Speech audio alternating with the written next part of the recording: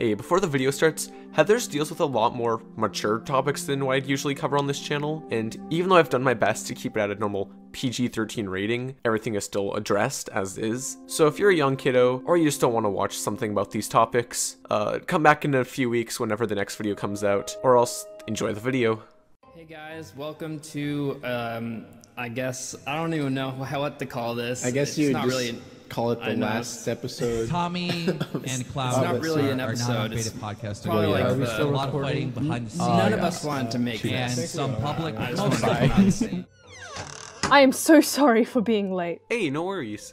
These guys, Scrap and Clunk over here, they're setting up the camera still, so. But on another note, it's completely off topic, I know, but, you know, like, why all these podcasts are ending all of a sudden? I guess podcasts are starting to die out.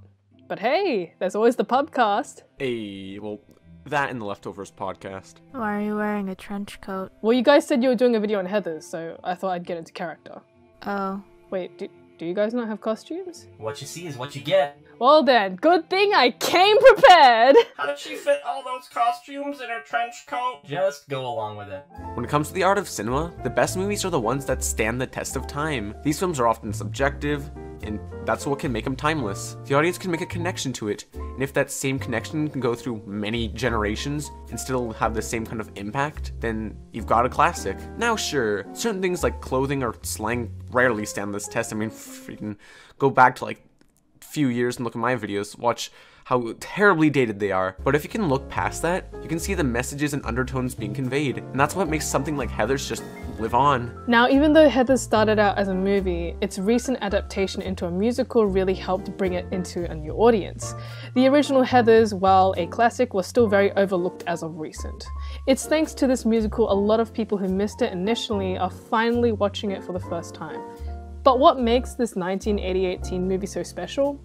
Well, that's what we hope to answer today. Just so you know, the formatting of this video is going to be kind of weird. See, we're going to be going through the original movie as a whole, but whenever there's a contrast between the musical and the movie, we'll compare and contrast kind of thing, you know? Trust me, this is the best way that we can go about this, because I don't want to be telling you the story once and then doing it over and over again. Also, we're not going to be going into too much detail on everything. We're going to give a basic kind of run through. So don't get mad at us for missing certain plot points. We don't want to spoil everything in case you want to watch either version. We do need to get some big differences out of the way before we start this video though.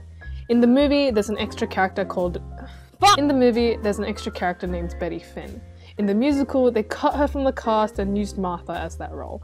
In the musical, it shows JD being the way he is from nurture, compared to the movie where he is the way he is out of nature. Finally, in the musical, you can hear the characters in the afterlife. It sounds confusing, but once you watch the musical, you'll understand what we mean. Looking in from the outside, Heathers seems like this angsty teen movie that glorifies suicide and murder, yada yada. But really, it's a dark satirical look at the whole teen movie genre. At this time, the whole teen movie genre had been done to death. Only a few movies took a chance in this time period, Heather being one of these. It starts out with the main character Veronica, who was a part of this group called the Heathers. The Heathers all go by the name Heather, but with different variations, mostly to do with their last names: Heather Duke, Heather McNamara, and Heather Chandler. The Heathers use Veronica's forging skills to mess with one of the characters at the very beginning of the film. However, with the musical, it actually shows Veronica becoming a Heather. She saves the group of three from a week's detention by forging a hall pass. The Heathers like what they see and decide to make her beautiful.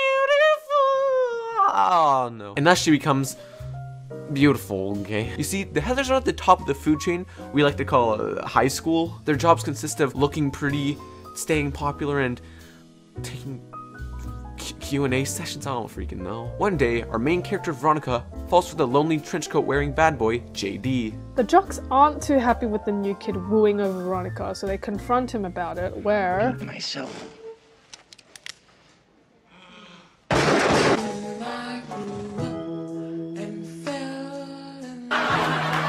these are just blanks. But still, you can see he isn't the most stable of the cast. In the musical, however, JD straight up just fights the two. Either way, he somehow doesn't get expelled for either action. Skipping forward a bit, Veronica is invited to a college party. Heather Chandler invites Veronica to boost Veronica's reputation. While Heather Chandler frickle-frackles a dude, Veronica doesn't because the dude's kind of an a-hole, and later throws up on Heather Chandler. This leaves Heather Chandler to be really freaking mad, and now she wants to ruin Veronica's reputation. Veronica knows she's in the middle middle of her aggressively writing in her diary, JD comes to visit and they fuck. Hyojin, you can't say that. Sorry. Anyways, are you done with those costumes?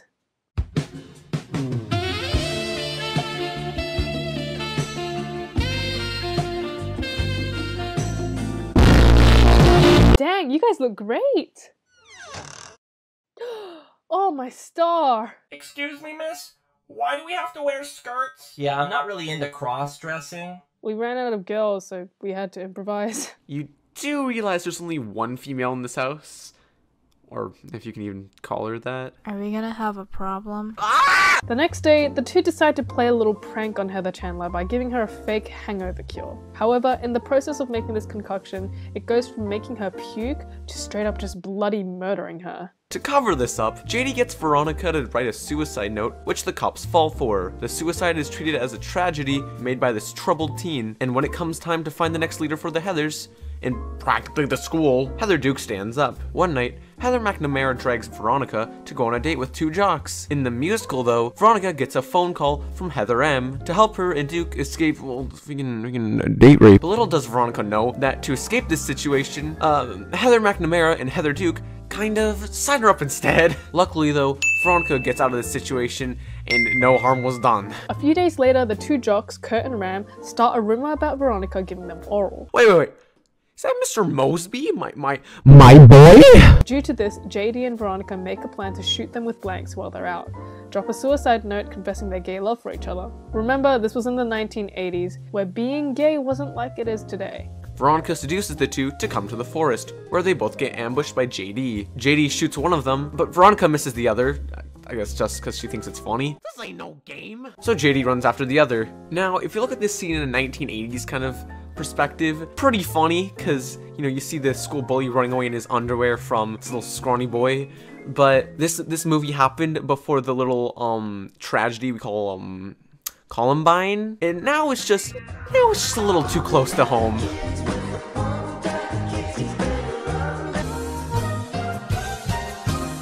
So at this point in the video, I'd like to take some time to shout out today's sponsor, Amino. Oh, we selling out! Amino is an app on Android and iOS that acts like a hub for all your interests. You can join all kinds of communities and socialize with other fans. They even have an Amino for Heathers, so hey, if you need your fill after this video, you can click on the link in the description, which should take you there. I really enjoyed the simple layout that brings all these different things together. They got art, chat rooms, polls, and even freaking roleplay. So even if you aren't exactly artsy, you can still enjoy a lot of things on the app. I've even made my own Amino group, which, by the way, is really empty. So like, please help me fill it up. Also, can we just take a moment to appreciate just how you can post YouTube videos in the app without having to use like a URL? So if any of this interests you, check out the link in the description. And once again, thanks to the people at Amino for sponsoring this video. And by the way, so this is my first time recording something on mobile, and no matter what, I couldn't get this stupid orange circle to go away. What makes this movie shine is how they all take these stereotypes and use them in a smart way. You see, let's backtrack a little here. Each group is identified by their stereotypes. The jocks are dumb, the bad parents, the dumb cops, the nerds being, well, nerds.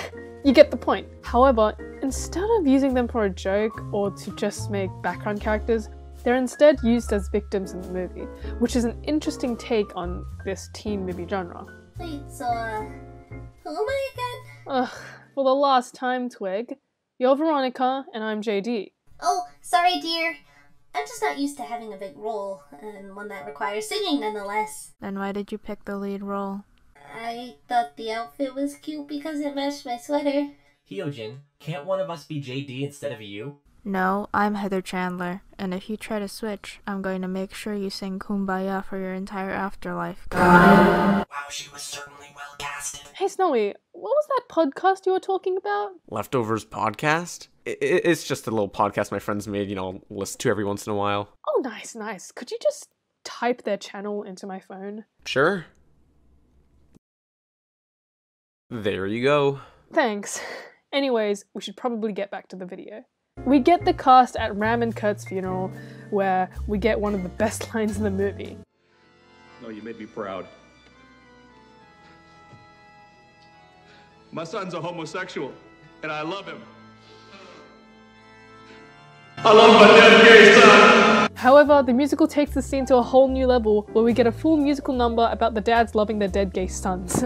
Then later, each other.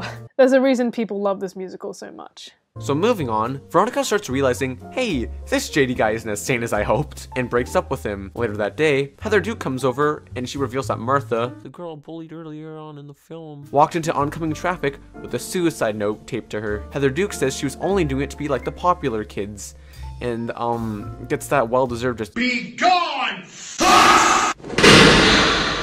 Some time passes, and the two decide to listen to a radio show. It is here that it's revealed that Heather McNamara isn't going through the best of times, as she goes onto this little talk show talking about her problems. So Heather Duke tells practically everyone at the school, and she starts getting bullied about it. And you know what? It kind of shows that even after the death of Heather Chandler, nothing's changed. Heather Duke just took her place in that classic monkey see, monkey do situation. While all this is processing through Veronica's head in class, Heather McNamara gets up and leaves the classroom. Veronica realizes there's something wrong, so she follows her to find she's about to throw her life away. Veronica thankfully stops her in time and just talks to her. It's one of those touching moments in the movie with a good message that isn't shoved down your throat. If you were happy every day of your life, you wouldn't be a human being, you'd be a game show host.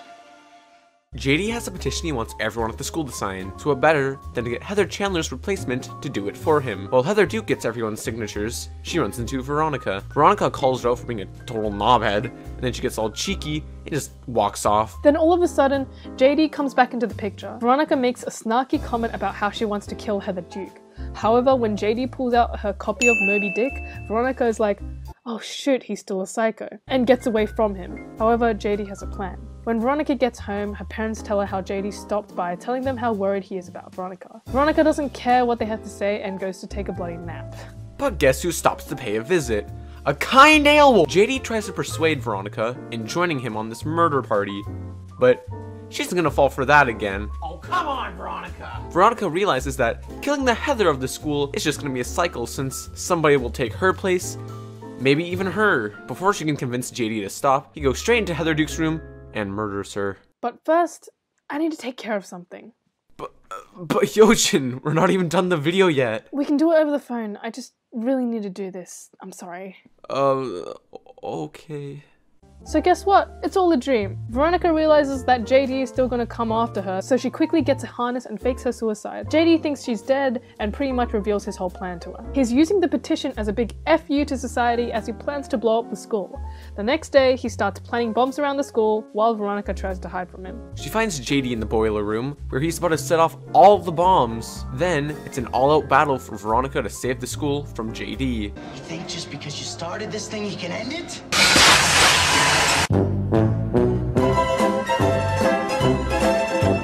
After she thinks she kills him and defuses the bombs, she walks away. But to her dismay, he's still alive. The surprising thing, though, is he gives in and finally respects her, and it's thanks to this we get to witness one of the most badass scenes. The iconic scene where Veronica lights a cigar with JD's explosion is just so cool. What was that? Oh, could you actually meet me outside for a second? I mean, sure, but why? Just come out here. Hey Ruby, do you know where Snowy went? No, maybe Wallace knows. The kid's freaked out by him. Wallace, have you seen Snowy? He doesn't talk, remember? Oh yeah. Wallace, once thumb if you have, two if not.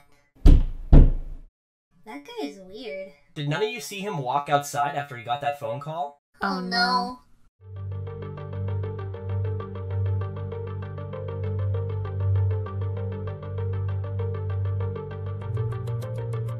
Step away from the bombs. What? You mean these little things? Yes. Oh, nah. Why are you doing this? Because Pubcast is the only podcast worthy of viewers on YouTube.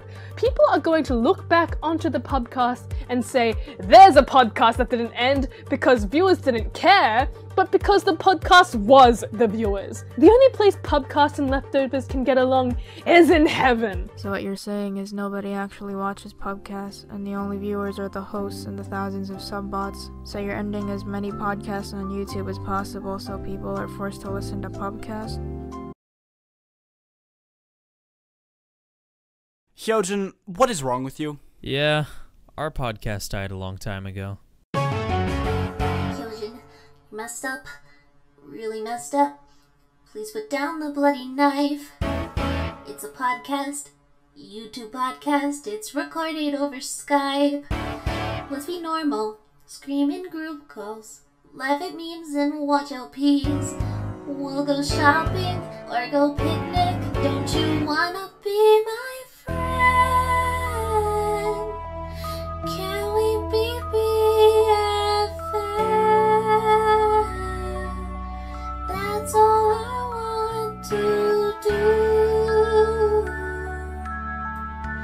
If you could be less school, I could be good with you.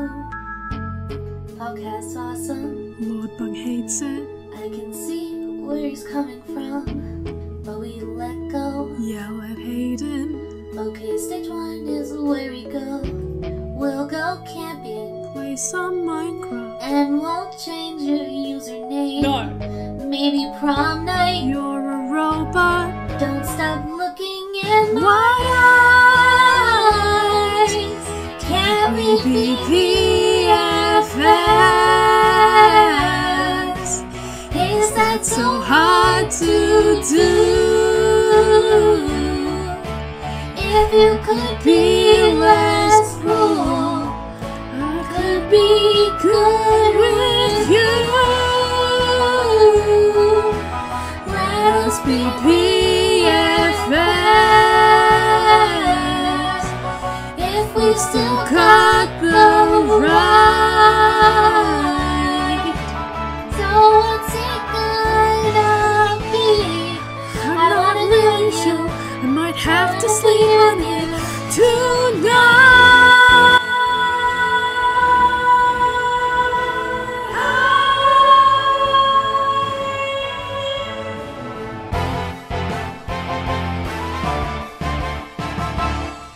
Actually, nah.